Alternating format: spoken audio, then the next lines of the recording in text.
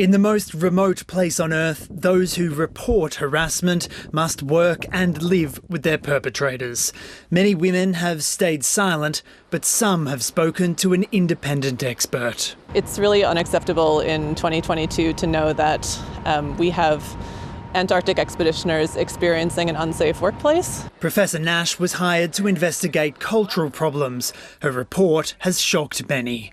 Women described a predatory and widespread culture of sexual harassment, including uninvited physical contact or gestures, unwelcome requests for sex, sexual comments, jokes or innuendo, intrusive questions, displays of offensive or pornographic material, and sex-based insults and taunts. Homophobia was also reported.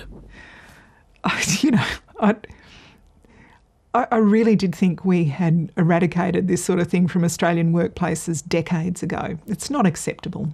In a staff briefing, senior leadership apologised to those subjected to harassment and discrimination. I'm deeply disappointed, and I have to say there's a level of, embarrassment and discomfort. The scale of harassment could be more extensive than many realise, with some hesitant to speak out, fearing they may not be invited back to Antarctica. As a minister, I take a zero tolerance approach to sexual harassment in any workplace that I'm responsible for. The government is demanding reform, with all 42 of the report's recommendations accepted. I think this lets the light in and gives us the real authority to actually make change in the organisation. The women I spoke to don't feel safe, and that there is a lot of work that needs to be done in order to build trust amongst the expeditioner population. The world's last wilderness is not immune to all too familiar problems. Henry Bello, ABC News, Canberra.